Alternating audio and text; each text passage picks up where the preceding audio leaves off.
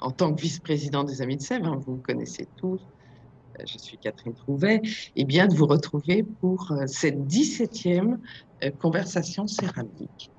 Et aujourd'hui, nous vous invitons à un rare voyage aux États-Unis, plus précisément à Washington, puisque nous sommes en direct avec vous, Wilfried. Wilfried Zessler, conservateur en chef au Hollywood Estate Museum and Gardens depuis 2014, docteur en histoire de l'art euh, de la faculté de la Sorbonne, hein, avec une thèse remarquée, l'objet d'art et de luxe français en Russie, 1881-1917, et publié en 2014. Notre intervenant est aussi diplômé de l'école du Louvre. Alors, il est l'auteur de plusieurs articles et ouvrages remarqués, hein, sur les arts et la culture franco-russe, dont il s'est fait une spécialité. Depuis 2009, il a exercé les fonctions de commissaire de plusieurs expositions prestigieuses, hein, à Paris, à Monaco et à Washington, à Hollywood. Ces expositions les plus récentes ont été donc Fabergé Rediscovered en 2018, Book de Vries War and Pieces en 2019, Natural Beauties Exquisite Works of Minerals and Gems en 2020. Donc, Wilfried a contribué également à plusieurs ouvrages remarqués, dont Constantin Markovski, The Jazz Painters in America and Paris en 2015 et Versailles Revival 1867-1937, donc en 2019. Wilfried est aussi l'auteur de Fabergé Rediscovered et Vivre à la belle époque à Paris, Paul de Russie et Olga Palais, donc tous deux publiés en 2018. Notre intervenant prépare actuellement deux nouvelles publications. La première explorant donc les relations entre la famille Yusupov et la culture parisienne, et la seconde consacrée à l'histoire de la collection de Marjorie Post, 1887-1973. Alors, et précisément, Wilfried va évoquer pour nous ce soir la collection de porcelaine de cette figure du monde des affaires, de la philanthropie et de la culture aux États-Unis au XXe siècle. Elle fut la fondatrice du Hollywood Estate Museum and Gardens à Washington. Hein, sa propriété, devenue musée en 1977, abrite, donc, outre une large collection d'art français, la plus importante collection d'art russe en dehors de Russie. Au nom des passions de cette personnalité de l'avant-garde américaine, eh bien, la porcelaine, notamment celle de Sèvres et des manufactures russes, occupèrent une place de choix. Alors, la présentation de Wilfried, précédée d'une introduction aux collections de Sèvres, hein, du musée, et sera consacrée au chef-d'œuvre de la porcelaine russe à Éloi. Donc, à vous, Wilfried, de nous faire part de ces splendides collections. Alors, je vais donc Nous vous commencer. remercions d'avance. Merci à vous. Je suis ravi d'être avec vous ce soir et aujourd'hui, si je me mets à l'heure de Washington, D.C. Donc, je suis vraiment très heureux d'être avec vous et de partager un peu plus d'informations sur notre collection ici à Washington, D.C. Donc, sur donc Hillwood, sur notre fondatrice Marjorie Post et sur sa collection de porcelaine et son intérêt pour les céramiques en général. Donc l'idée de cette présentation, c'est vous de donner une petite avant-goût de ce qu'est Hillwood pour ceux d'entre vous qui n'ont pas eu l'occasion encore de venir nous visiter. Et puis ensuite de parler un petit peu de la collection de Sèvres et de ses connexions russes dans la collection. Et puis enfin de m'attarder plus longuement à ce qui fait un large aspect de notre collection d'art russe, qui est la collection de porcelaine de l'époque impériale. Alors, tout d'abord, quelques mots sur notre fondatrice. Voici un très beau portrait de cette dernière des années 1930 par Frank Salisbury, qui est... donc Marjorie Post est née en 1887, morte en 1973. Elle était la seule enfant de C.W. Post, un génial entrepreneur qui a eu un immense succès dans l'agroalimentaire et une entreprise dont elle va prendre les rênes et qu'elle va développer à partir de 1970 1914 à la mort de son père et qui va devenir un grand empire agroalimentaire sous le nom de General Foods et qui sera un des leaders notamment des céréales de petit déjeuner et surtout l'une des premières entreprises à développer l'industrie de l'alimentation surgelée dans l'entre-deux-guerres. Donc, fortune colossale. Dans les années 20, elle était une des femmes les plus riches des États-Unis et c'est à cette époque qu'elle va commencer à collectionner de l'art de manière extrêmement sérieuse, se concentrant tout d'abord sur l'art occidental et en particulier l'art français du XVIIIe siècle pour finalement s'intéresser plus particulièrement à l'art russe. Et comme elle le dit elle-même en 1970 dans un premier guide qu'elle écrit au sujet de sa collection à Heywood, ses deux intérêts majeurs ont été l'art français du XVIIIe siècle et celui de la Russie impériale, et que finalement, les mêlant tout ensemble dans sa résidence, elle recrée ainsi, puisque l'art russe a toujours été connu pour sa francophilie, elle crée ainsi une sorte de vision idéale de ce qu'avait été la culture aristocratique russe avant la révolution de 1917. Alors, toute cette collection, autour de 20 000 œuvres, est aujourd'hui à Heywood, donc qui est la propriété que Marjorie Post a achetée en 1955. La voici ici, vous la voyez donc sur la gauche. Et pour ceux d'entre vous qui connaissent Washington, donc la propriété se trouve sur 11 hectares au cœur du parc national de Rock Creek. Et cerclé ici de blanc, vous voyez au fond derrière Léo le lion, dans notre parc, le Washington Monument, donc l'obélisque de Washington qui permet de vous situer dans la ville de Washington. Et ces 11 hectares de parc autour de la propriété sont composés en partie de jardins aménagés, notamment pour certains aires du jardin donc à la française, comme le parterre français que vous avez sur la gauche, et puis des parties plus, on va dire, sauvages, entre guillemets, avec cette partie donc boisée que vous avez sur les pans de la colline donc de Heywood. La collection, comme il a été dit dans la présentation, donc est à la fois française et russe. On est la collection considérée comme étant la plus importante consacrée à l'ère impériale, donc hors de Russie. Et nous sommes particulièrement connus pour notre collection donc, de Fabergé, à peu près 90 pièces, au nombre de bien d'autres œuvres, et notamment 2 œufs impériaux que vous voyez ici, et qui font partie des œuvres présentées dans ce qui était un peu le cabinet de curiosité ou la Schatzkammer de notre fondatrice, donc l'Icon Room que vous voyez ici sur cette image. Mais notre collection comporte également un grand nombre de pièces de porcelaine en général qui sont rassemblées dans 2 espaces principaux dans la maison qui abritent les collections permanentes. Sur la gauche, la salle des porcelaines russes sur laquelle nous allons passer un certain temps aujourd'hui, et sur la droite, la salle dite des porcelaines françaises qui ne contient en réalité que de la porcelaine de Sèvres. Pour vous donner des statistiques et vous donner un ordre d'idée de l'ampleur de nos collections en matière de céramique et surtout de porcelaine.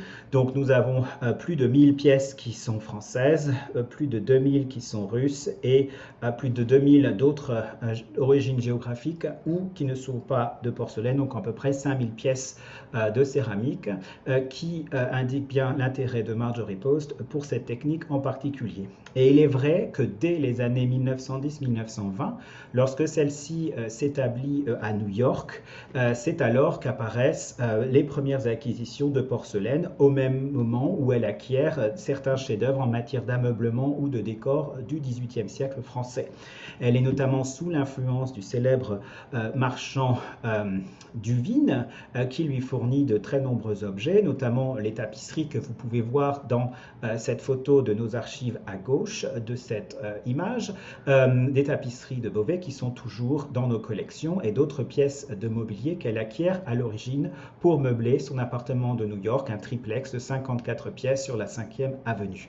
Et j'ai indiqué ici comme un exemple, entre autres acquisitions de la porcelaine de Sèvres au début du collectionnisme de Marjorie Post, ces 2 très célèbre coffre à bijoux de Martin Carlin avec ses plaques de porcelaine qui datent des années 1770 et qui avaient été achetées à partir de 1926 pour meubler l'appartement New York par Marjorie Post, qu'elle a par la suite donné à sa fille, Éléonore Barzin, qui les a elle-même présentés à Versailles. Et vous pouvez maintenant admirer ces deux coffrets, l'un à Versailles et l'autre en dépôt de Versailles au musée du Louvre. Donc, juste pour vous donner un exemple de ces acquisitions récentes, enfin, ces premières acquisitions de porcelaine et notamment de porcelaine de Sèvres. Dans nos collections à Sèvres, ce qui est assez intéressant pour notre sujet aujourd'hui, c'est que quand on se penche sur à la fois l'historique ou l'origine de nombre de nos pièces de Sèvres, certaines d'entre elles, en fait, représentent ou ont des liens très forts avec l'histoire de la diplomatie et aussi avec l'histoire des relations entre la France et la Russie. Par exemple, l'un des très célèbres services dont nous avons un certain nombre de pièces, notamment une trentaine d'assiettes et une douzaine de tasses à glace, comme vous pouvez le voir, des exemples ici sur cette diapositive, avec leur coffret réalisé par le marchand qui les a vendus à Marjorie Post, donc French & Co, auprès desquels elle les a acquis en 1946. Donc ce service, donc le fameux service de Rohan, commandé au cours des années 1770 à l'occasion de la nomination du prince cardinal Louis de Rohan en tant qu'ambassadeur extraordinaire à Vienne, donc afin de démontrer le luxe et, on va dire, le savoir-faire des manufactures françaises auprès de la cour viennoise, eh bien, ce fameux service Rohan, peint par les plus grands peintres de paysages et d'oiseaux de l'époque à Sèvres, qui porte son monogramme, donc a un temps fait partie des collections d'Emidoff au début du 19e siècle, avant d'entrer via l'Angleterre, puis des collections américaines, on va dire dans les collections de Marjorie Post. Donc c'est un de nos services français, mais qui dénote déjà de connexions franco-russes à travers cette collection. Et puis, comme vous allez le voir au cours de cette présentation, j'ai choisi de vous montrer aussi, quand nous l'avons fait, comment nous avons dressé nos tables avec les services que nous possédons, car ce qui caractérise le collectionnisme de Marjorie Post en matière de porcelaine, c'est qu'elle s'est avant tout consacrée sur l'acquisition de pièces donc liées aux arts de la table, essentiellement des assiettes et autres pièces de service qu'elle utilisait elle-même pour certains de ses services lors de ses réceptions pour lesquelles elle était connue à Hollywood. Et le service de Rohan a été parfois utilisé par cette dernière pour recevoir donc ses hôtes à Hollywood. Et la dernière fois que nous, en tant que musée, nous avons dressé une table avec le service de Rohan, c'était entre autres en 2009 à l'occasion d'une exposition consacrée à la manufacture de Sèvres organisée par ma prédécesseuse Liana Paredes et qui avait travaillé avec Yves Dye pour réaliser ce surtout inspiré des modèles en sucre de l'Ancien Régime et pour dresser cette table donc inspirée des services donc, français du XVIIIe siècle dans la Breakfast Room à Hollywood. Et plus récemment, exposition qui est en cours actuellement à Hollywood, le service est utilisé pour une installation dans notre salle à manger, juste pour 2 personnes. Donc vous en distinguez que des fragments à chaque extrémité de cette photographie, qui est consacrée sur cette sorte de réinvention d'un surtout contemporain, utilisant certaines de nos figures de porcelaine de Derby sur le thème des 4 saisons, mais qui met en valeur ici des fleurs faites en porcelaine par un artiste contemporain qui est installé dans le New Jersey, Vladimir Kanevsky. Autre élément essentiel, on va dire, dans nos collections, entre guillemets, franco-russes de la collection de Sèvres, c'est une pièce, la seule que nous ayons de ce service de Sèvres. Nous avons des pièces, notamment les assiettes sur la gauche de cette diapositive, qui sont en lien avec le mécénat, bien évidemment, de Catherine II, du fameux service au camée de l'impératrice. Alors, les assiettes que nous possédons sont des rééditions du 19e siècle de la manufacture impériale de Saint-Pétersbourg, lorsque le service a été complété. En revanche, nous avons une pièce de la manufacture de Sèvres de l'époque de Catherine la Grande et de sa commande, une tasse à glace que vous avez ici sur la droite, qui a été acquise relativement tardivement à Paris en 1967 par Marjorie Post, avec un historique particulièrement bien tracée, puisqu'elle remonte à l'époque où une partie de service avait quitté le palais d'hiver après l'incendie de 1837 et avait ensuite circulé sur le marché de l'art anglais pour finalement se retrouver sur le marché français où il a été acquis. Et une pièce qui illustre très très bien dans nos collections, évidemment, les liens diplomatiques entre la France et la Russie, le rôle de la porcelaine dans ces échanges entre les 2 nations et évidemment le goût de Catherine II pour les formes néoclassiques et le luxe à la française dont nous aurons l'occasion de reparler. Et Marjorie Post, dans son collectionnisme, aimait beaucoup rassembler des pièces qui permettaient de raconter des histoires liées aux personnages ou au contexte, on va dire, de la création de ses œuvres, a acquis également en Sèvres ces deux pièces ici, cette coupe qui sont aux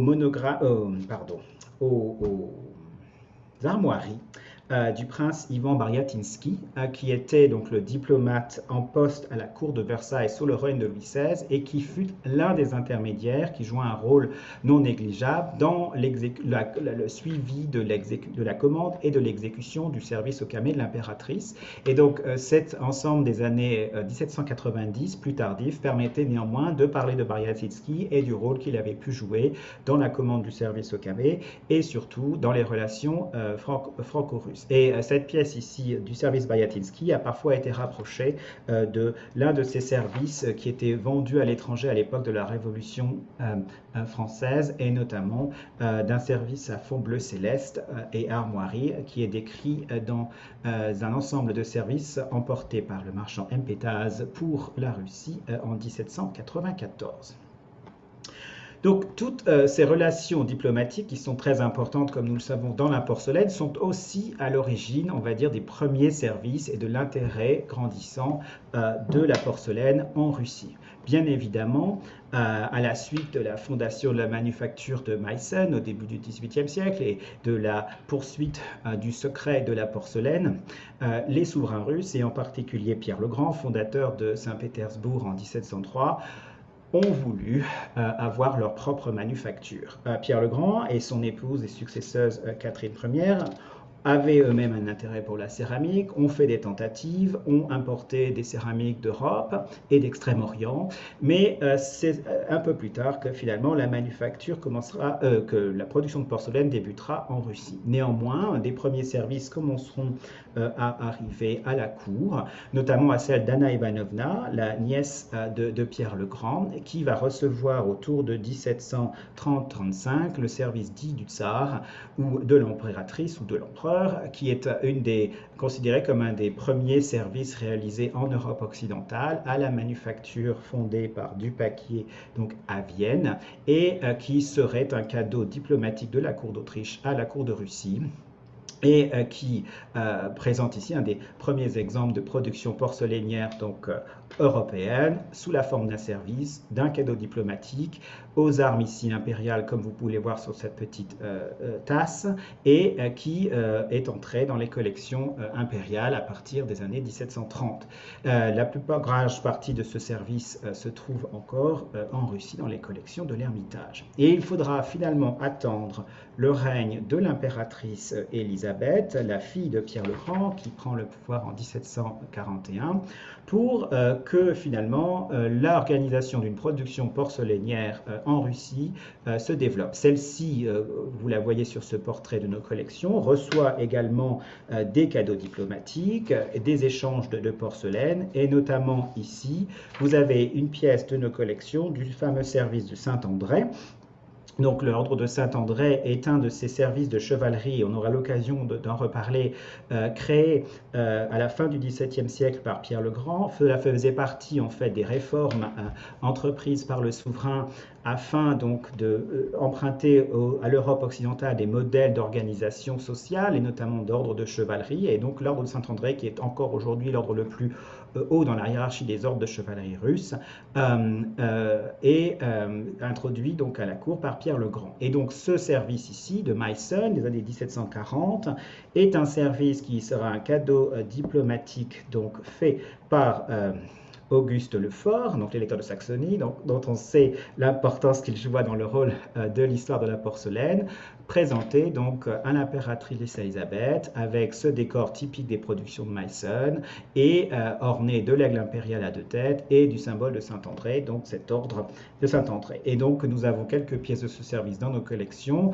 et c'est un service aussi, comme la plupart des services que nous verront aujourd'hui, qui en partie ont été dispersés dans la Révolution russe et on en trouve dans différents musées, en Russie bien évidemment, mais ailleurs également, et régulièrement sur le marché de l'art, d'autant que ces services très importants ont souvent été complétés au XIXe siècle et qu'il y a très souvent des pièces donc, de production russe qui s'ajoutent à ces derniers ensembles.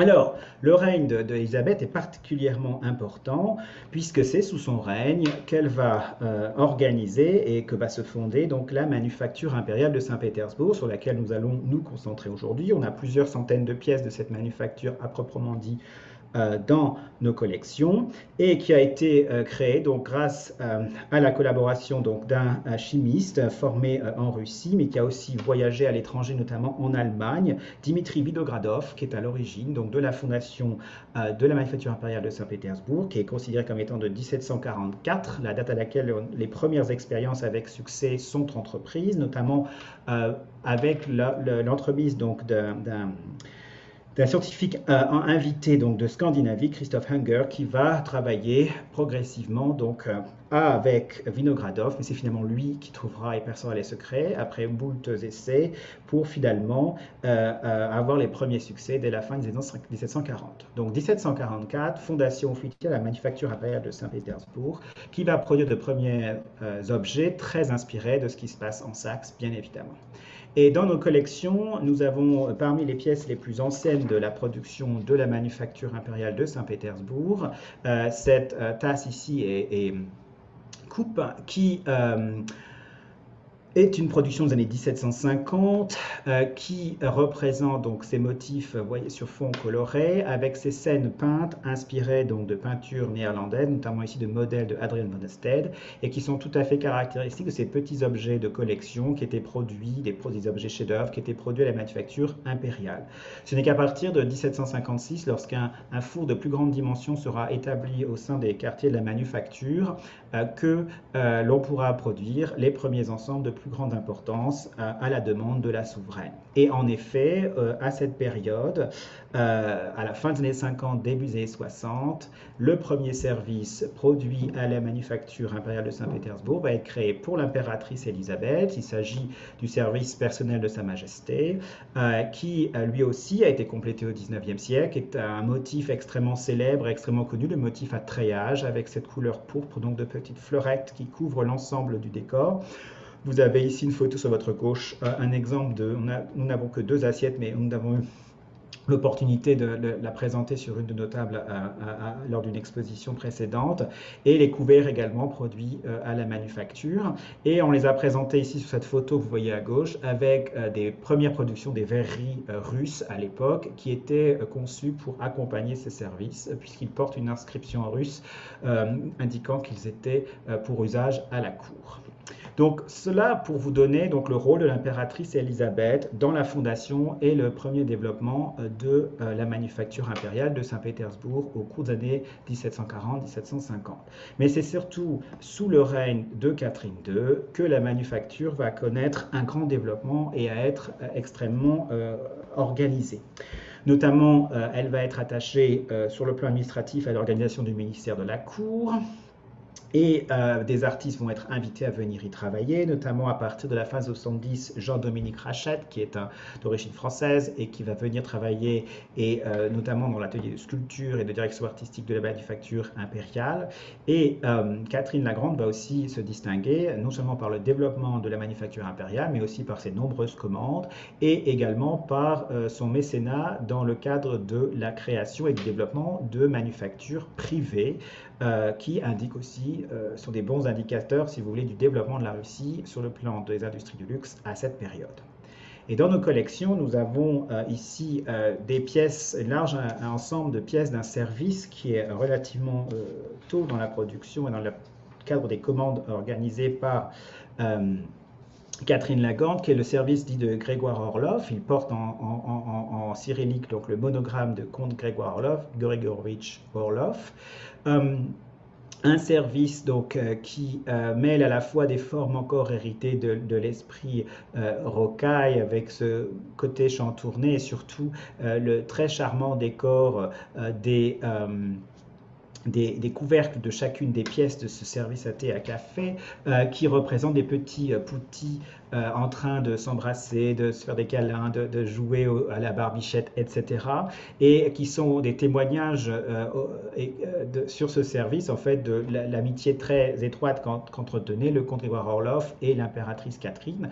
N'oublions pas que le comte Orloff faisait partie de ces jeunes officiels qui avaient aidé l'impératrice à prendre le pouvoir et à faire un coup en 1761, qui va en faire donc l'impératrice couronnée ensuite en 1762.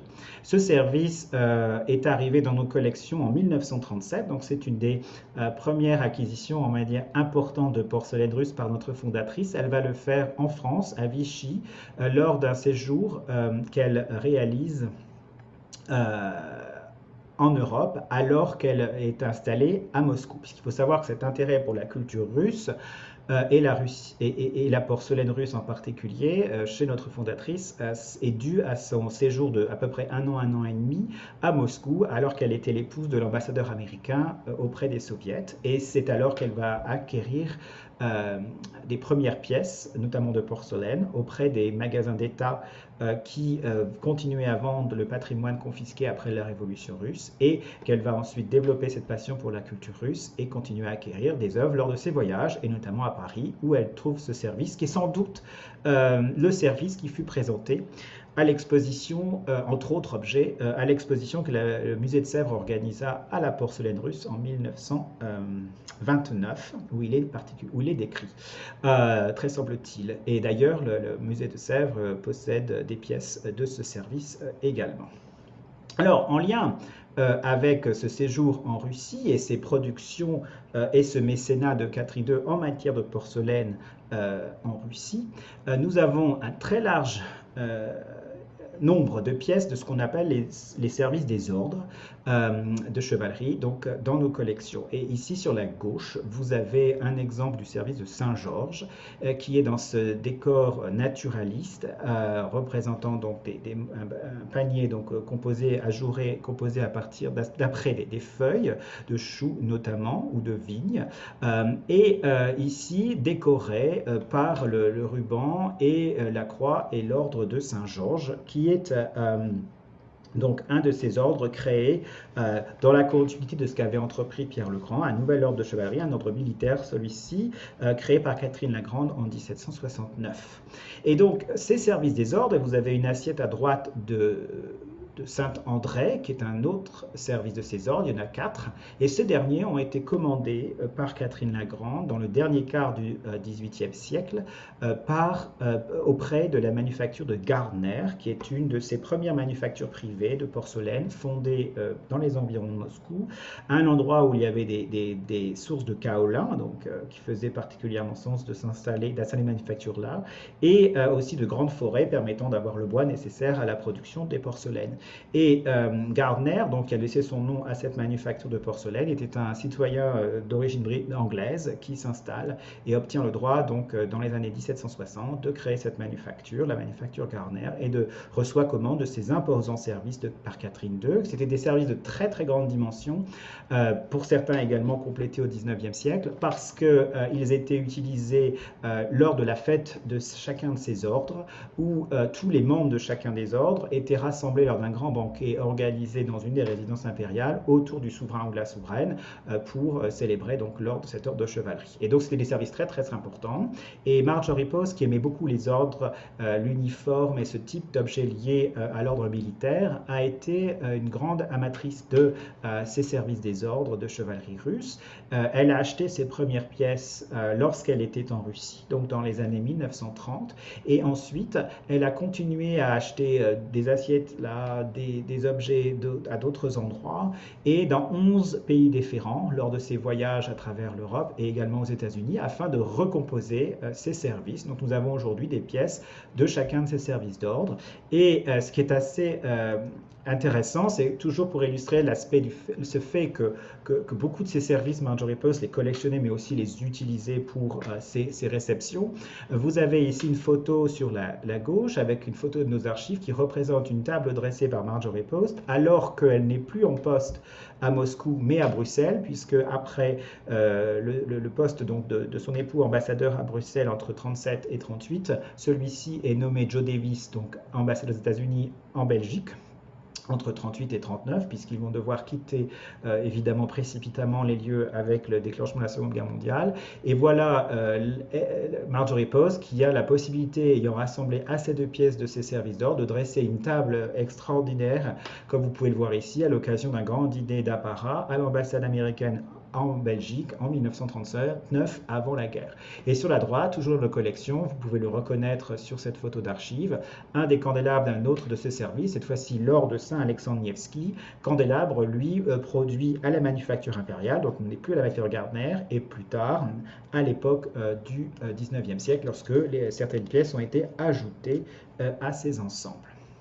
Alors, ce service, nous les utilisons de temps en temps pour dresser nos tables. Et ici, vous avez l'année dernière, nous avons dressé l'autre table du Breakfast Room avec une partie du service, donc Saint-Vladimir, un autre de ces services, donc commandé par Catherine Lagarde de Gardner, et qui est dressé ici avec en centre de table les figurines donc, des peuples de Russie, qui sont une série de figurines du XVIIIe siècle, d'après des modèles modelés par Rachette, qui était venu travailler à la manufacture impériale, et qui représentaient à la demande de Catherine Lagarde toutes les différentes ethnicités de son vaste empire, et qui étaient utilisées avec un souci du détail dans les costumes ethnographiques, à base en fait de premières descriptions géographiques et ethnographiques de la Russie qui avaient été publiées dans un ouvrage scientifique allemand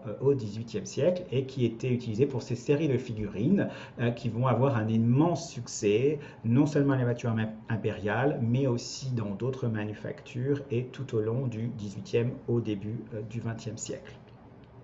Et puis, un peu plus tôt, en 2018, nous avions organisé une exposition sur le thème des tables artistiques où nous avions invité en fait des décorateurs à venir piocher dans nos collections pour dresser des tables dans leur imagination, mêlant à la fois l'ancien et le contemporain. Et ici, vous pouvez reconnaître deux assiettes de l'ordre de Saint-Georges, dressées ici sur un extravagante nappe en malachite par Hutton Wilkinson, qui était un de ces designers qui était venu travailler à Elwood pour dresser ces tables. Donc toujours pour vous montrer que nous continuons la tradition donc de dresser des tables et de utiliser ces services, enfin utiliser au sens muséographique du terme, dans différents projets d'exposition. Un autre service qui a été présenté récemment, notamment donc, en 2021, c'est le service donc, de tous les jours, qui est une autre commande de Catherine Lagarde, auprès cette fois-ci de la manufacture impériale de Saint-Pétersbourg, et qui est un service qui a aussi eu un fort succès, qui a eu beaucoup de compléments réalisés, y compris dans d'autres manufactures, très inspiré des modèles de Meissen, notamment avec ces compositions florales, comme vous pouvez le voir ici, et qui étaient utilisées, donc, comme son nom l'indique, pour l'usage quotidien dans les résidences impériales sous le règne de Catherine Lagarde. Mais Catherine Lagarde est aussi connue pour, en effet, son goût du néoclassicisme et pour avoir commandé, au-delà du service au camé dont je vous ai brièvement parlé auprès des commandes donc, faites à l'étranger, mais pour avoir commandé de nombreux services auprès de la manufacture impériale et des services de très grande dimension notamment et aux formes beaucoup plus modernes. Ici, un service qui joue un rôle primordial puisqu'il s'agit d'un service dont les formes et les motifs vont être déclinés sous différents aspects pour créer différents services d'apparat commandés à la fin du XVIIIe siècle. Il s'agit du service dit du cabinet, du nom du cabinet Sa Majesté impériale, et qui a été à l'origine commandé en 1793 par l'impératrice Catherine pour être présenté au comte Alexandre Bezborodko, que vous avez sur la gauche, qui est une de ces figures de l'aristocratie éclairée de Russe de la fin du XVIIIe siècle, grand amateur, grand collectionneur, proche du pouvoir. Et ce service, donc, vous voyez ici une verrière et une assiette. Nous avons une petite trentaine de pièces de ce service et se distingue encore et toujours, voyez-vous, par une forme chantournée, donc qui n'est pas tout à fait circulaire, mais avec donc un décor extrêmement naturaliste, très floral, comme vous pouvez le voir sur ce fond doré au niveau de la bordure, que l'on retrouve également en frise au niveau donc des pièces de forme, comme cette verrière, mais surtout par leur décor donc inspiré de vues italiennes, qui sont directement empruntées à des nombreuses gravures qui ont été composées donc à la fin du XVIIIe siècle, qui étaient utilisées comme source d'inspiration. Et sur le revers de chacune des pièces, eh bien, il y a l'indication inscrite en français donc de la gravure, du sujet représenté, et qui vous permettent en fait d'identifier exactement chacune des scènes représentées ici sur ce service dit du cabinet. Et celui-ci va être extrêmement populaire, un modèle très important, puisqu'il va servir, comme je le disais, de modèle à l'exécution d'autres services, réalisés notamment pour les filles de l'empereur Paul, donc pour les petites filles de Catherine la Grande, et à partir de la fin des années 90, pour chacun de leurs mariages, celles-ci vont recevoir un service qui va être basé sur le plan des formes et du décor sur le service dit du cabinet dont je viens de vous parler. Et là, vous avez par exemple un pot à œil de la ou soupière donc du service réalisé pour la grande duchesse Maria Pavlovna à l'occasion de son mariage en 1804 avec le duc de Saxe-Weimar. Et vous voyez qu'il reprend exactement les mêmes types de formes, les mêmes types de décors également, avec ces scènes italiennes. Mais chacun des services en fait se distingue par le décor de la frise. Donc autant le service au cabinet avait un décor du cabinet avait un décor de fleurs sur un fond doré, mais des fleurs naturalistes et distinguées. Celui-ci, c'est uniquement des roses, et chacun de ces services, c'est comme ça qu'on les distingue les uns des autres. Et celui-ci donc a été acquis directement au XXe siècle par notre fondatrice auprès d'un marchand en France, mais provenant directement de la famille de Saxe-Weimar. Et nous avons eu l'occasion en 2021 donc de dresser notre table ici avec le service dit du cabinet, donc de la manufacture impériale, et donc vous voyez ici quelques photos de détail lorsque celui-ci était présenté à Hillwood cette année. Alors, voilà pour le XVIIIe siècle et l'évolution progressive donc, de la manufacture impériale, comme vous pouvez le constater, qui suit, je dirais, l'évolution des styles et du goût de la production porcelainière contemporaine. Et nous entrons donc progressivement dans le XIXe siècle, où bien évidemment la manufacture et les productions continuent cette tradition que l'on retrouve en Europe, notamment avec des formes très néoclassique, des motifs d'inspiration antique et le goût très fort pour la porcelaine complètement peinte ou reprenant des sujets peints. Comme vous pouvez le voir ici, avec une assiette du service à dessert du grand-duc Michel, qui était le frère de l'empereur Nicolas Ier, le frère également d'Alexandre Ier, et qui se caractérise par ses sujets peints au centre donc, de chacune des pièces de ce service à dessert, et qui reprend en fait des peintures des collections impériales, et notamment ici, cette figure de jeune garçon, c'est un tableau de Perronneau qui se trouve dans les collections impériales, qui se trouve encore à l'Ermitage et qui est représenté ici. Donc un goût définitif pour la dorure et les décors peints et d'inspiration néoclassique. Et on en retrouve l'essence dans un service particulièrement rare, qui est le service donc dit du couronnement, qui a été réalisé pour le couronnement de Nicolas Ier en 1826 et qui est d'un très très beau bleu cobalt avec ses très beaux décors martiaux dorés et avec au centre des assiettes donc, de dîner à gauche et des assiettes à dessert à droite, l'aigle impérial à deux têtes, donc symbole évidemment de la cour. Et ce service ici de couronnement, il y a eu un très très petit nombre de pièces réalisées, à peu près 72 assiettes plates, 36 assiettes creuses et d'autres pièces d'ornement. Et nous avons 12 pièces pour dresser dans nos services, et on s'est limité à 12 parce que vous voyez toujours, c'était les chiffres que notre fondatrice essayait d'acquérir, 6, 12 ou plus pour pouvoir en effet dresser les tables. Et voilà en 2017, un exemple de comment mêlant ce service avec notamment des pièces de collection de cristal de la manufacture impériale de la cristallerie russe, nous avons pu évoquer l'apparat donc des tables impériales en dressant ce service donc en 2017 à Hillwood. En ce qui concerne la peinture sur porcelaine, en effet, le 19e siècle, comme dans de nombreuses manufactures européennes, notamment à KPM à Berlin, le goût des sujets militaires est particulièrement important. Et vous avez dans ces exemples ici, on a un certain nombre dans nos collections, l'illustration de ce qu'on appelle les assiettes militaires, qui étaient soit des assiettes de décor, soit des assiettes vendus comme des services mais pas nécessairement utilisés et qui représentent en fait, en fonction de l'évolution de l'armée impériale et aussi des uniformes, les différents types d'uniformes et des différents régiments impériaux avec toujours un caractère très martial et qui sont propices à évidemment des grandes surfaces peintes et très décoratives sur ces différentes assiettes. Ces séries qui se sont prolongées tout au long du 19e siècle, elles ont commencé sous le règne de Nicolas Ier mais se sont prolongées jusque sous la deuxième moitié du 19e siècle, se caractérise en général par des séries dont les ailes ou bordures sont dans des couleurs différentes, donc doré, vert ici. Et puis nous avons aussi des exemples dans nos collections de ces bordures lilas ou lavande, dont vous voyez des exemples qui sont plus tardifs ici de 1871.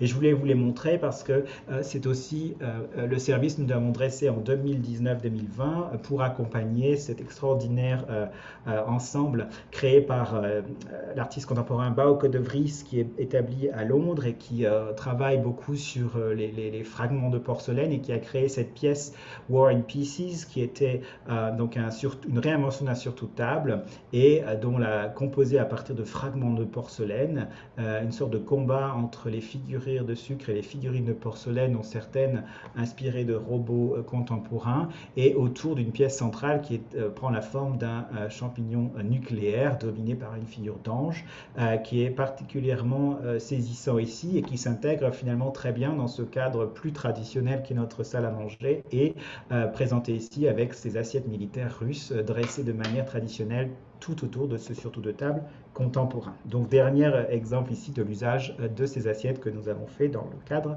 de nos présentations. Revenons-en à l'évolution stylistique de la porcelaine de Saint-Pétersbourg.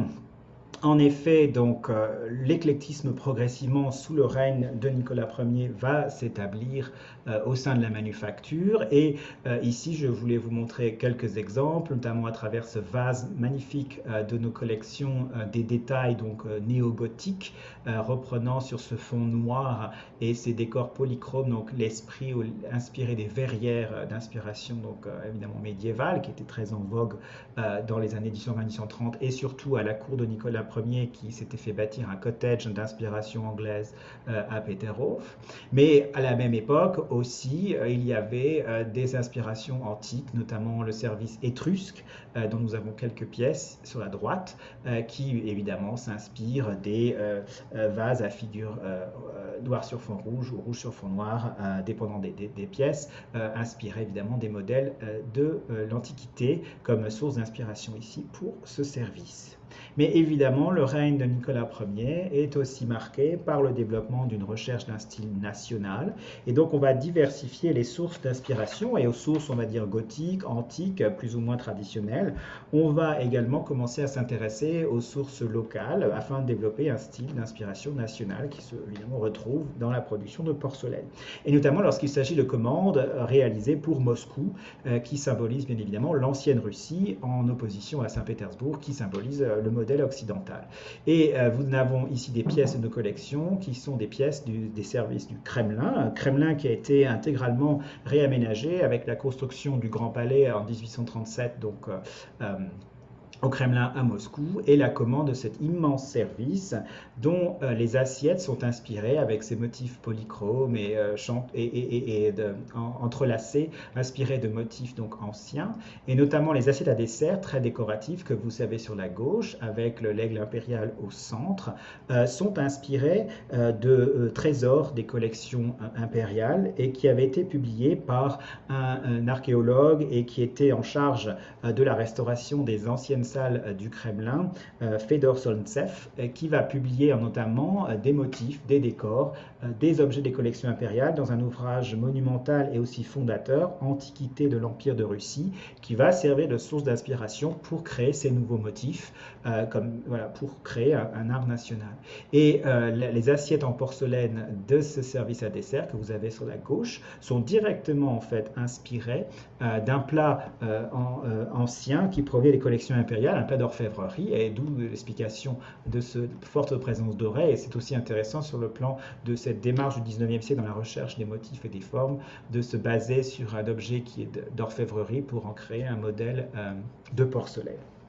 Et donc voilà ces pièces du service de Kremlin et qui vont avoir un fort succès, et notamment comme vous pouvez le voir, le service donc de table avec ce fond blanc est très très proche d'un service réalisé quelques années plus tard, en 1848, aussi sous la direction de Fedor Solntsev, donc, qui est cet archéologue et architecte dont je parlais précédemment, pour le mariage, ici en 1848, entre le grand-duc Constantin et la grande-duchesse Alexandra, donc un immense service commandé à l'occasion de ce mariage et qui va ensuite rester au sein de la famille. Sous le règne de Nicolas Ier et sous les règnes suivants, très fréquemment, chaque grand-duc, donc enfant et petits-enfants du souverain, recevaient un palais au moment de leur mariage ou une résidence. Et évidemment, il fallait la meubler, il fallait aussi fournir tout le nécessaire. Et très souvent, des services étaient alors commandés auprès de la manufacture impériale ou de la cristallerie impériale. Et un autre exemple que je voulais vous présenter ici, qui est un service beaucoup moins connu, puisque très peu représenté dans d'autres collections que la nôtre, et nous en avons 94 pièces, qui est peut-être le service le plus large en nombre de pièces que nous avons dans nos collections, et notamment aussi, nous n'avons pas que des assiettes, nous avons aussi des soupières et autres pièces de forme saucière plat, qui est particulièrement intéressant. Il a été sur le plan du design et de l'histoire. Et c'est un cadeau qui a été fait très certainement par l'empereur Nicolas Ier à l'occasion du mariage de sa nièce, la grande-duchesse Ekaterina Mikhailovna, lorsqu'elle épouse le duc Georg August de Mecklembourg-Strelitz en 1851. Vous avez la grande-duchesse Ekaterina Mikhailovna sur la gauche et le duc Georg August de Mecklembourg-Strelitz sur la droite. Et ce service, donc produit à la manufacture impériale de Saint-Pétersbourg, a été par la suite emmené par la famille dans leur résidence de Mecklembourg-Strelitz, qui se trouve aujourd'hui dans le land de Mecklenburg-Schwerin à Remplin, et c'est très certainement là que ce service était conservé. Il a été préservé au cours de la Seconde Guerre mondiale. Le château de Remplin a été détruit, mais la famille de Mecklenburg-Strelitz a pu conserver une partie de ce service, et c'est directement auprès des descendants de la famille de Mecklenburg-Strelitz, dans les années 1950, que Marjorie Post va acquérir 94 pièces de ce service. Service qui est particulièrement intéressant, je trouve, parce qu'il est une sorte de revival du XVIIIe siècle, au cœur de ce 19e siècle. Et ce que j'apprécie tout particulièrement, c'est évidemment le modèle par excellence dans l'histoire de la porcelaine au 19e siècle, c'est les productions de Sèvres, et notamment les fonds colorés de Sèvres. Et quand vous regardez avec distinction les bordures ou ailes de ces assiettes, vous voyez qu'il y a différents fonds colorés qui réinventent, si vous voulez, les fonds qui ont fait le succès des manufactures anciennes, et puis un côté très naturaliste, beaucoup d'animaux aussi dans ces cartouches sur fond blanc, extrêmement recherchés pour ce service que nous avons dressé, je crois, en 2019 à Hillwood, ici, et du fait de la présence de ces animaux et ce caractère extrêmement naturaliste, nous avions dressé avec, surtout de table, en fait, des productions très tardives du XXe siècle, très certainement, et polychromes, qui sont des reproductions du service, surtout des chasses, dont l'exemplaire du XVIIIe siècle, dont un exemplaire, pardon, du XVIIIe siècle bien connu, mais un exemplaire plus tardif est à Chantilly aujourd'hui. Mais ici, ce sont des productions plus tardives, mais qui fonctionnaient bien avec leur côté caractère polychrome et surtout leur thème avec cette table que nous avions réalisée donc en 2019. Alors, les usages, évidemment, sont pour les résidences, pour les palais, mais il y a aussi les yachts impériaux qui sont une occasion de commander des services, et parfois avec des services à la fois de céramique, mais aussi de verrerie, qui sont en harmonie décorative. Et ici, vous avez quelques pièces donc, de nos collections qui sont été le fruit du design donc, de Hippolyte Monighetti, qui était architecte de la cour, à grand succès, architecte éclectique, et qui réalise le modèle pour ce service pour le yacht d'Air Java, qui était un des nombreux yachts de la famille impériale, et qui est un service qui a aussi été dans très très grande quantité. Et ce qui est le particulièrement original, c'est son fond noir et surtout l'usage en fait du motif par rapport à son usage. Vous avez beaucoup l'encre qui apparaît dans le décor, vous avez aussi le cordage, l'idée du cordage, et en fait les symboles impériaux et le monogramme qui apparaît donc sur les différentes pièces, notamment l'aigle à deux têtes, sont réalisés en doré, mais c'est en fait un entrelacement de pièces de cordage, donc évocation évidemment de le code caractère maritime de ces pièces. Et l'un des derniers grands services assez classiques commandés à la fin du 19e siècle est celui dit de Raphaël, qui a été commandé par l'empereur Alexandre III, grand service de très grande dimension, et qui s'inspire beaucoup plus classique, et qui s'inspire notamment des loggias de Raphaël au Vatican, et qui ont servi de source d'inspiration pour ce modèle quasi archéologique ici. Alors, avant de passer sur le fin du 19e siècle et le début du 20e siècle et parler de Nicolas II, je voulais aussi évoquer à travers nos collections le fait que, comme dans toutes les grandes manufactures européennes, le 19e siècle, c'est aussi le siècle des grandes innovations technologiques et aussi des expositions où les manufactures tentent d'exposer des pièces qui sont des tours de force techniques de dimensions importantes, imposantes, qui aussi peuvent meubler de grandes et larges résidences. Et nous avons la chance d'avoir dans nos collections quelques vases de ce type qui ont été produits à la manufacture impériale de Saint-Pétersbourg. Notamment une paire de vases, vous les voyez de chaque côté de cette diapositive, qui sont de très très grandes dimensions, vraiment des vases de galerie, très richement ornés, qui sont des années 1830, donc qui ont encore ce caractère très néoclassique, et qui ont ces scènes peintes qui sont particulièrement intéressant puisque directement inspiré de peintures des collections de l'Ermitage et des collections impériales. Donc c'est ça aussi une tendance que l'on rencontre très fréquemment, notamment à Sèvres, dans les manufactures, donc ce goût de la peinture sur porcelaine, tentant de reproduire des chefs-d'œuvre sur ce nouveau support. Et au centre, un vase un peu plus tardif, mais tout aussi imposant de par sa taille, plus éclectique sur le plan du décor, plus élaboré, on va dire, dans le décor, plus renaissance d'inspiration, mais toujours avec un sujet d'après, donc Gérite Doux, une peinture donc, qui est dans les collections impériales. Et donc, production de services, production de grandes pièces de décor, mais aussi d'exposition, et aussi des choses un peu plus courantes, entre guillemets, comme ces œufs de Pâques. Tout le monde, évidemment, connaît la tradition des œufs de Pâques, très forte en Russie, puisque Pâques est une des fêtes religieuses les plus importantes. On connaît l'importance qu'ont eu dans l'histoire de la Russie et des Césars précieux, donc des œufs impériaux de Fabergé.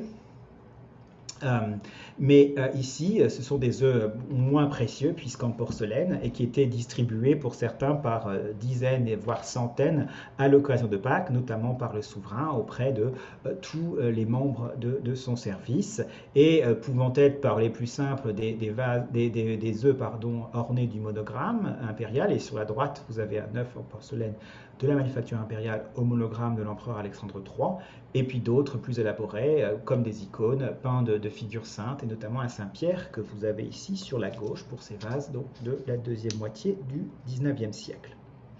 Alors, le 19e siècle, à la suite donc, de ce que j'annonçais précédemment avec la fondation de la manufacture Garner sous le règne de Catherine II dans les années 1760, le 19e siècle voit aussi le développement de nombreuses manufactures privées qui se répartissent à travers l'Empire, autour de Moscou, autour de Saint-Pétersbourg, mais ailleurs aussi, et qui suivent, on va dire, les tendances que l'on rencontre à la manufacture impériale, mais pour certaines aussi, produisant donc des services, des figurines, et sur les plusieurs, on va dire, dizaines, si ce n'est centaines de manufactures privées. Il y en avait plus d'une centaine, ça c'est certain, de ces manufactures privées qui existaient à travers tout l'Empire. On en a à peu près une vingtaine représentées dans nos collections. Donc notre fondatrice avait très clairement un intérêt pour la porcelaine et pour la volonté de raconter cette histoire de la porcelaine russe, puisqu'elle ne s'est pas uniquement contentée de pièces de la manufacture impériale, mais a aussi collectionné des pièces d'autres manufactures. Et notamment ici, Gardner, au 19e siècle, qui continue sa production, donc avec un service à thé à café très intéressant, qui est encore en forme relativement néoclassique pour ces années 1820 ici, mais qui, par son sujet, dénote une nouvelle source d'inspiration, qui est cette source voilà, nationale, inspirée de folklore et de tradition russe, et qui représente ici une scène en fait d'une famille aristocratique portant des costumes russes traditionnels, jouant très certainement à différents jeux avec leurs enfants sur leur domaine de campagne. Et vogue que l'on retrouve dans la production de figurines également, dans la lignée de ces figurines dont je vous parlais précédemment, et notamment la porteuse d'eau que vous avez sur la gauche ici, qui est un archétype de costume traditionnel russe portant la robe sarafane, la blouse et la coiffe traditionnelle qui est le kokochnik. Et d'ailleurs, la collection du Sèvres, entre autres pièces, possède une pièce tout à fait similaire. Et ce type de figurines ont eu un très très grand succès à travers tout le 19e siècle et jusqu'au début du 20e siècle et dans différentes manufactures, pas seulement Gardner, mais aussi d'autres manufactures beaucoup moins connues. Et ici, je voulais juste vous montrer deux exemples de ce jeune paysan donc, de la manufacture Yakonikov, qui est une manufacture originellement sous le nom Sipiagine, fondée dans les années 1820, mais qui va ensuite être dirigée par Yakonikov à partir des années 1865 jusqu'à la fin des années 70, donc la période à laquelle cette figurine a été produite. Et là aussi, paysan russe dans son costume traditionnel, et puis à droite, un joueur de balalaïka, donc là aussi, un peu plus traditionnel ou d'inspiration folklorique, pour cette figure de la manufacture Kiselev, qui est là aussi une manufacture qui datait des années 1830 et qui est connue pour ses services ou ses figurines. Donc ça, c'est aussi un aspect que je voulais, même si présenter ici, c'est que ce n'est pas qu'une collection consacrée à la manufacture impériale de Saint-Pétersbourg, mais aussi aux autres manufactures de Russie.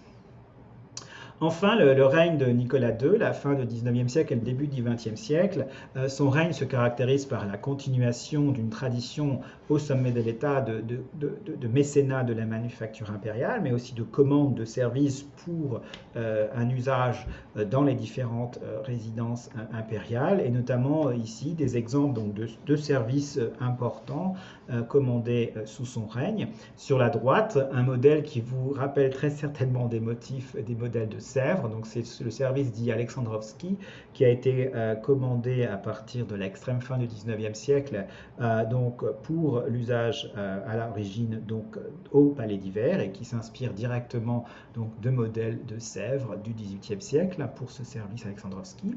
Et puis sur la gauche, peut-être un service de dimension beaucoup plus et plus innovant, on va dire, sur le plan des sources d'inspiration, qui avait fait l'objet d'un concours en 1903 pour commander ce service qui devait être réalisé pour le palais de Tsarskoye Selo. Le palais de Tsarskoye Selo, c'est cette immense construction baroque dans les environs de Saint-Pétersbourg. Et dans la commande, par rapport à ce concours, il avait été spécifié que ce service devait être réalisé dans le style de Rastrelli, donc l'architecte à l'origine, entre autres, de ce décor baroque, du baroque rastrellien en Russie, qui devait être avec un décor peint, qui devait être à la fois, et ça je pense que ça devait être assez un grand challenge pour ceux qui se sont lancés dans ce concours, puisque le décor peint devait être à la fois simple, mais en même temps somptueux. Et voilà le résultat qui a été choisi, un service de très grande dimension, donc avec alternance de cartouches dorées et fond blanc, doré avec ces cartouches très rocailles, très en effet ornées, qui se marient bien avec l'esprit, je dirais, de Rastrelli. Et puis ensuite, ces petits paysages pourpres qui évoquent plutôt certains camailleux du XVIIIe siècle, pourpres, donc de ce type de décor extrêmement simple paysage presque japonisant dans son décor, pour ce service dont nous avons un grand nombre d'assiettes. Le service originellement avait près de 1600 pièces et on a, je crois, une soixantaine d'assiettes dans notre collection. Mais la commande, on va dire, la plus célèbre, voire la plus intéressante du règne de Nicolas II sur différents aspects et qui permet aussi de montrer une certaine continuité dans les sources d'inspiration pour les productions de la manufacture impériale de Saint-Pétersbourg, c'est la commission des ordres des peuples de cette série de figurines des peuples de Russie. Et en effet, ici, vous avez donc deux figurines, une autre série, donc dans la quantité de celles commandées sous le règne de Catherine II, une commande qui est entreprise en 1907 à la demande de Nicolas II, qui veut réaliser une série de figurines représentant toutes les ethnicités de son empire. Mais là où la série du règne de Catherine II a une communauté un peu plus exotique sur le plan de ces figurines, ici les figurines ont une base extrêmement scientifique. Il y a une mission qui est envoyée pour étudier les costumes. C'est un travail qui est fait en collaboration entre le sculpteur Pavel Kamensky et le musée d'ethnographie de Saint-Pétersbourg qui commence à rassembler en fait des costumes de toutes ces régions et à base de photos, à base de ces costumes sont réalisées ces figurines qui représentent en fait toutes ces figures du peuple de Russie dans leurs costumes traditionnels à des fins décoratives mais également scientifiques et en voici donc deux exemplaires. Et ces pièces ont tellement une base, on va dire, scientifique sur leur représentation qu'elles ont eu un immense succès au-delà de la Révolution russe et ont toujours été produites à l'époque du régime soviétique.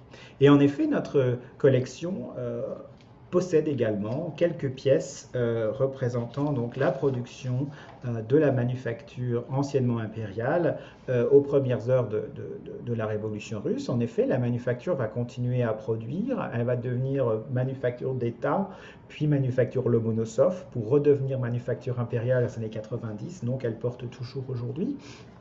Et de la production des années 20-30, qui date de l'époque à laquelle Marjorie Post était en fait en poste donc en Union soviétique, nous avons quelques pièces, notamment de Natalia Danko, cette célèbre designer qui va réaliser de très nombreux modèles pour la manufacture donc, de Lomonosov, la manufacture d'État, notamment ces figurines de danseuses que vous avez sur la gauche, ou encore autre design cette fois-ci, le joueur d'accordéon, donc qui montre qu'avec un nouveau régime, la porcelaine continue à être un support du message politique, mais aussi un objet de production et aussi un objet de diplomatie, puisque dans nos collections, nous avons un service à thé et à café de 1937 qui est un cadeau reçu par Marjorie Post et son époux Joe Davis, ambassadeurs à Moscou, lorsqu'ils sont là-bas en 1937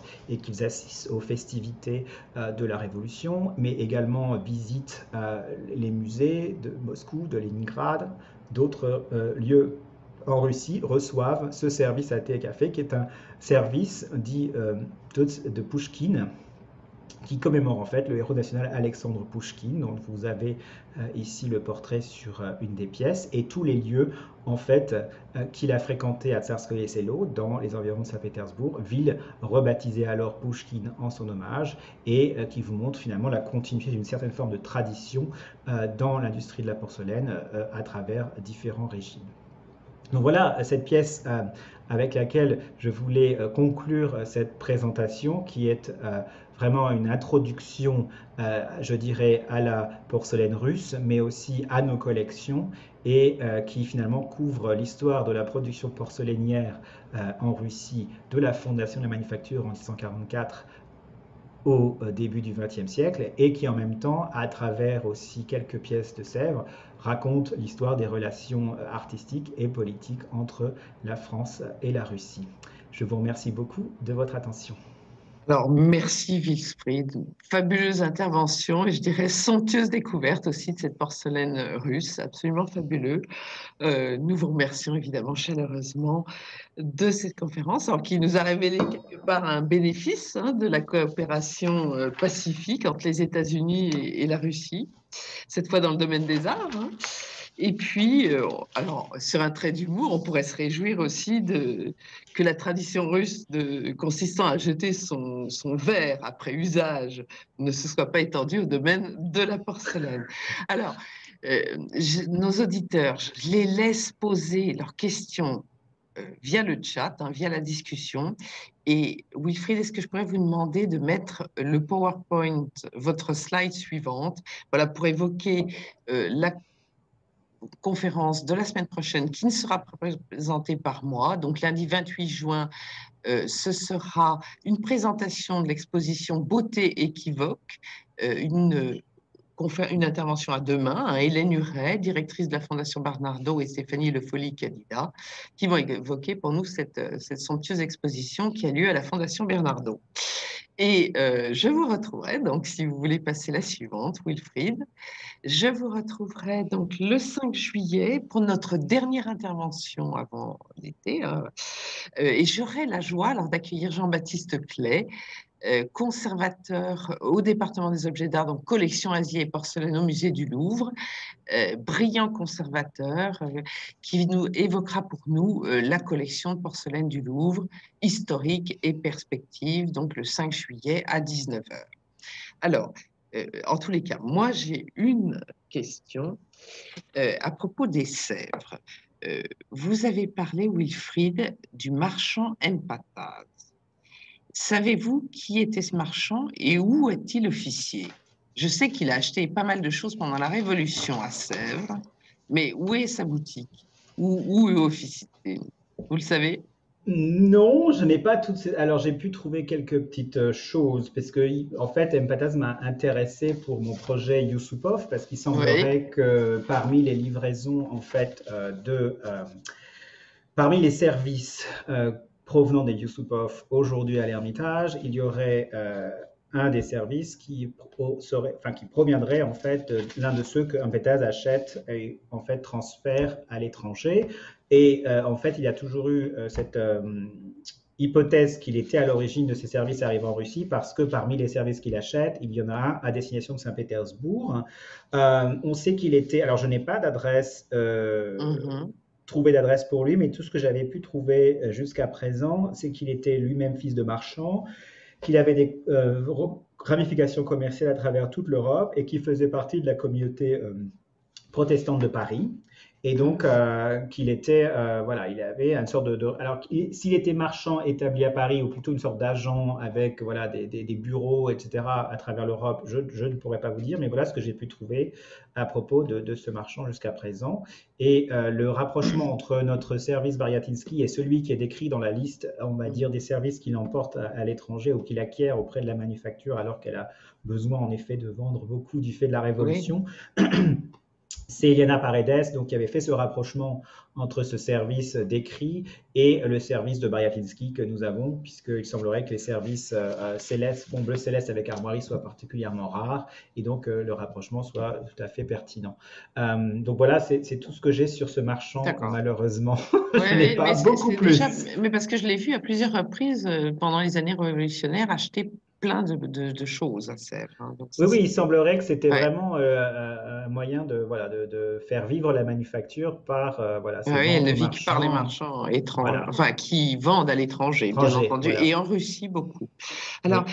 j'avais aussi toutes ces pièces, la Marjorie Post, elle les a achetées beaucoup auprès de Duvine ou en vente publique, comment ça s'est passé? Très variable. Alors, en ce qui concerne Sèvres, si nous restons à Sèvres, je dirais qu'il Oui, faudrait interroger Rebecca Tiles, qui est en charge de la collection de Sèvres aujourd'hui. Mais oui, en effet, il y a eu quelques pièces, notamment les meubles, plus auprès du Vine. Après, elle a acheté beaucoup auprès de marchands à New York, mais aussi à Londres, aussi à Paris, un peu en vente. Et je dirais que c'est la même chose pour les productions russes. C'est extrêmement varié. Elle n'achète pas nécessairement toujours auprès des mêmes mhm. marchands. Donc, c'est en fonction des opportunités. Et parfois aussi, ce sont des personnes privées qui vont s'adresser à elle et lui proposer des choses. Et en effet, elle va dire oui ou non. Donc, c'est très varié. Et alors, une question qui me vient à l'esprit, quelle est la pièce qu'elle a payée le plus cher? Vous savez? Ça, c'est une très bonne question, mais je ne saurais dire.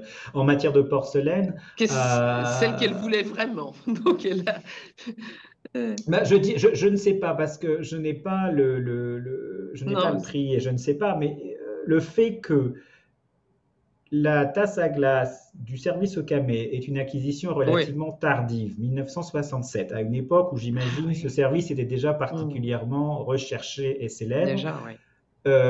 Et qu'on n'en ait qu'une pièce, je pense que c'est parce que Marjorie Post avait un grand intérêt pour tout ce qui était lié à certaines figures féminines importantes de l'histoire des arts et de la culture, et notamment de Catherine Lagrande, dont elle a plusieurs portraits, dont elle a beaucoup d'œuvres, beaucoup d'objets liés à son mécénat, à sa politique, à son histoire.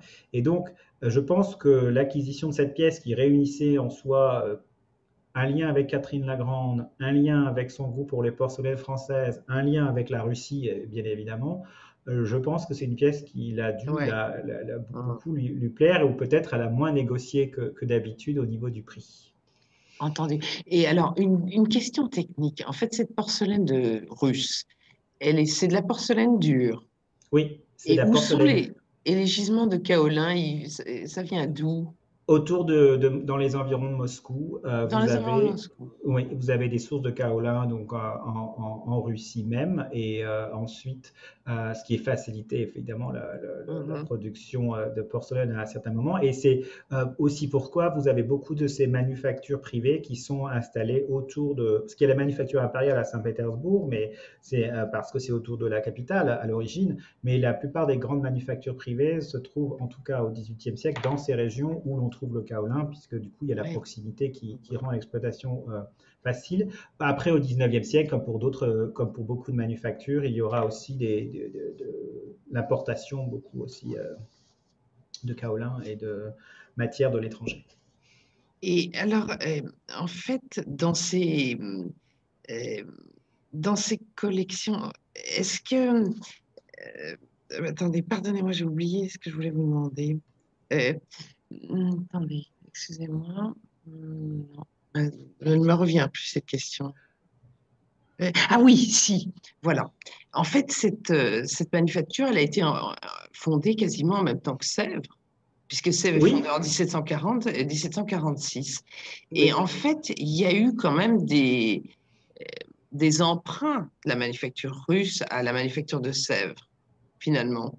Et Oui, oui, oui, sur le plan bah, il y a eu parfois des artisans, mais c'est plus tardif, hein, plus fin 18e et au 19e siècle, ils sont venus travailler donc à la manufacture impériale, et puis bien sûr les formes, mais parce que, par exemple, quand le service au camé, par exemple, a inspiré des services aux arabesques, des services très néoclassiques oui, qui ont été produits par la suite à la manufacture impériale, les fameux aussi, certaines pièces offertes dans le cadre de la diplomatie, notamment lors du grand tour du comte et de la comtesse du Nord, donc du grand-duc Paul et de la grande-duchesse Maria Fedorovna en 1782, qui reçoivent énormément de pièces de Sèvres.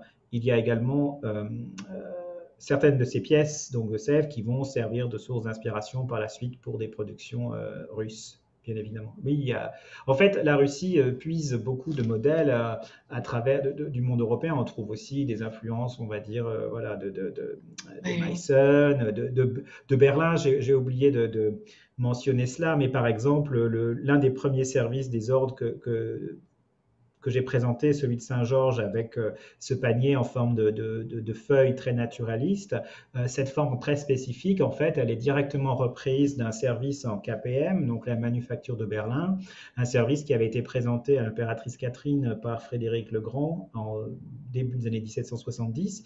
Et on sait dans la commande que l'impératrice Catherine fait auprès de Gardner pour ce service des ordres de chevalerie, eh bien, elle spécifie qu'il faut s'inspirer de ces motifs naturalistes et de ces pièces en forme inspirées de forme de feuilles. Donc, elle précise qu'il faut s'en inspirer. Donc voilà, ce qu'elle aime, elle va le préciser, elle va le mentionner. Donc il y a effectivement ces échanges très étroits. Et puis, comme je disais, à différentes périodes, il y a ces artisans, dont certains formés à Sèvres ou dans des manufactures privées parisiennes, qui tentent l'aventure en Russie, notamment très souvent après la Révolution française, après la chute de l'Empire. On a ces moments comme ça où Oui. on connaît les artistes, bien sûr, mais moins les artisans qui sont parfois moins documentés, mais on a comme ça ces moments où voilà, des Français, avec leurs connaissances stylistiques, mais aussi techniques, vont venir nourrir la création locale. Et un cas très célèbre, c'est celui d'une manufacture privée qui a eu très très peu de temps de production, qui est celle des Princes Yusupov à Khangalskoye, près de Moscou, qui est en fait à un moment dirigé par un artisan français dont le nom n'est pas complètement identifié, mais le nom est lié à un nom d'une famille d'artisans qui travaillait à Sèvres, donc il y a ces connexions très Et très c'est très quel fortes. nom? Vous ne l'avez pas? Je l'ai pas là dans ma tête, je l'ai pas là, Ah j'aurais. ouais, parce que là, ça aurait été intéressant. Ouais, ouais. Mais Et ça, alors, je peux vous l'envoyer très ah oui, oui, ça rapidement. m'intéresserait. Et, est-ce qu'il y a eu des cadeaux diplomatiques de la Russie à la France sous forme de, enfin, au 18e, 19e, de services ou de pièces de porcelaine russe? Alors, il y a eu des cadeaux diplomatiques, mais alors justement, ce qui est assez intéressant, c'est que pas nécessairement en matière de porcelaine. En tout Hum. cas, évidemment, une fois qu'on aura terminé cette conversation, je vais me donner bien sûr. Euh, mais non, non, mais ce qui est assez intéressant, c'est que je pense qu'il y a souvent le cadeau qui sont plus représentatifs donc de ce qui fait la spécificité du pays. Et par exemple, sous le règne de Catherine II a mécéné la production d'objets précieux et raffinés en acier de Toula, qui sont très très spécifiques. Et ça, on a des exemples très clairs de ces objets qui sont très russes et en même temps très luxueux. Donc c'est un moyen de faire valoir, si Ouais. vous voulez, les Mhm. industries nationales et locales, et donc qui ont été offerts en cadeau diplomatique. Un autre aspect de cadeau diplomatique qu'on verra très Ouais. souvent avoir lieu au 19e siècle notamment, c'est les objets en pierre fine et ornementale, donc des grands vases de malachite et autres, qui sont aussi spécifiquement russes et qui sont une tradition fortement russe. En ce qui concerne la porcelaine, en effet, il y a dû avoir des cadeaux, mais je n'ai pas d'exemple majeur qui me viennent à l'esprit, puisque en effet, chaque pays européen avait sa propre manufacture et peut-être avec des qualités pour certaines productions un peu, voilà, Sèvres quand même, voilà. Non, non, mais si vous voulez, ça aurait été un échange de bons procédés. Oui, oui, absolument, mais bon. Voilà. Enfin, en tout cas, c'était fabuleux votre intervention. On connaissait vraiment pas cette porcelaine et vous avez participé à une découverte pour nous tous absolument fabuleuse. Mais sachez que Merci. beaucoup des pièces que j'ai présentées, pardon, Ouais. il y a des pièces beaucoup de ces services ou de ces figurines qui sont dans les collections de Sèvres et qui ne sont pas nécessairement présentées, mais Ah oui, c'est dommage. vous avez une très très belle collection de porcelaine russe à Sèvres qui était rassemblée à l'époque où le musée avait cette vision un peu universaliste, mais il y a de quoi raconter une belle histoire de la porcelaine Ouais. russe à Sèvres. Et j'en avais vu au musée de Miami, pas mal de porcelaine russe aussi. Oui, Euh, oui, la porcelaine russe a voyagé énormément vraiment, avec les dispersions de la ouais. Révolution. Et en effet, avant, c'est assez finalement l'intérêt pour la porcelaine russe en tant qu'objet de collection, c'est un intérêt qui commençait à se développer, je dirais, à la fin du 19e siècle, notamment en Ouais. Russie. Mais après, c'est vraiment le fait que cette porcelaine était disponible par le fait des ventes soviétiques, et puis aussi Ah oui. l'idée de Hum. sauvegarder ce patrimoine, et aussi finalement, comme il y a eu beaucoup de collections qui se sont créées, mais sur le plan, là, Marjorie Post était vraiment une avant-gardiste sur le plan de cette collection très spécifique. Aujourd'hui, il y a beaucoup de collectionneurs de porcelaine russe, mais à Hum. l'époque, c'était pas très très fréquent. Ouais, c'était une figure de l'avant-garde américaine, hein, je l'ai Voilà. dit. Sur ce plan-là, on va dire. Sur ce plan-là. Bon, merci Wilfried. Fabuleux, nous vous remercions et au nom des Amis de Sèvres, merci mille fois. C'est un plaisir. Merci à vous. Et bah, alors bonne chance à Elwood. Et revenez en France bientôt. Merci. Au Bonsoir à revoir. tous et nous nous retrouvons la semaine prochaine. Merci encore.